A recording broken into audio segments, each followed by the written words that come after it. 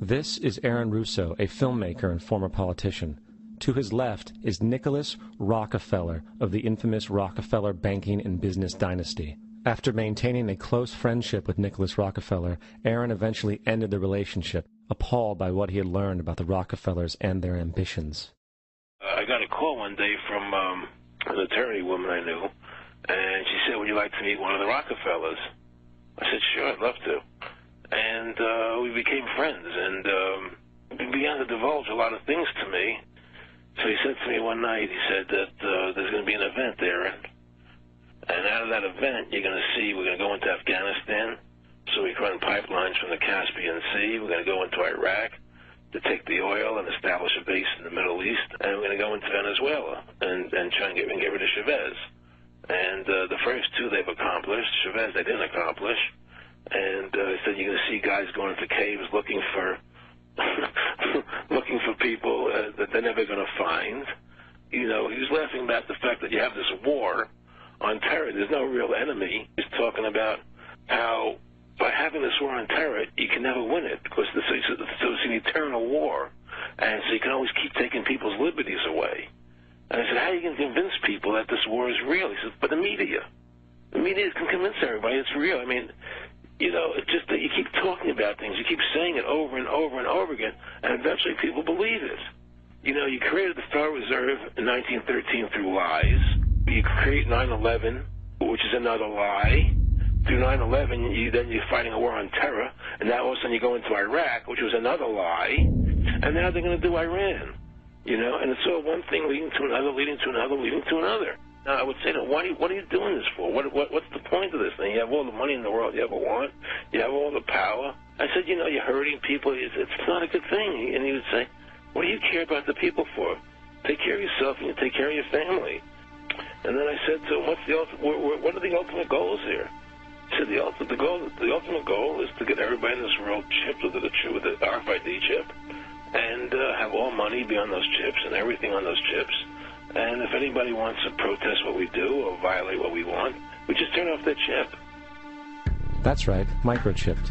In 2005, Congress, under the pretense of immigration control and the so-called war on terrorism, passed the REAL ID Act, under which it is projected by May 2008, you will be required to carry around a federal identification card, which includes on it a scannable barcode with your personal information.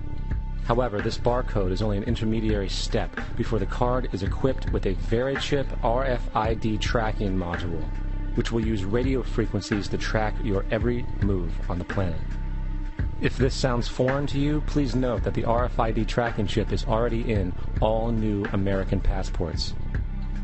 And the final step is the implanted chip, which many people have already been manipulated into accepting under different pretenses. We have a Florida family who are really pioneers in a brave new world. They have volunteered to be the first ever to have microchip identification devices implanted into their bodies. After 9/11, I was really concerned with the security of my family. I wouldn't mind having something planted permanently in my arm that would identify me. In the end, everybody will be locked into a monitored control grid where every single action you perform is documented. And if you get out of line, they can just turn off your chip, for at that point in time, every single aspect of society will revolve around interactions with the chips. This is the picture that is painted for the future if you open your eyes to see it. A centralized one-world economy where everyone's moves and everyone's transactions are tracked and monitored, all rights removed. The most incredible aspect of all. These totalitarian elements will not be forced upon the people. The people will demand them. For the social manipulation of society through the generation of fear and division has completely detached humans from their sense of power and reality. A process which has been going on for centuries, if not millennia. Religion, patriotism, race, wealth, class, and every other form of arbitrary, separatist identification and thus conceit has served to create a controlled population, utterly malleable in the hands of the few.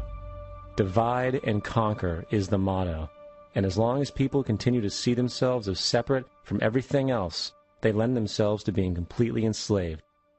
The men behind the curtain know this, and they also know that if people ever realize the truth of their relationship to nature and the truth of their personal power, the entire manufactured zeitgeist they prey upon will collapse like a house of cards.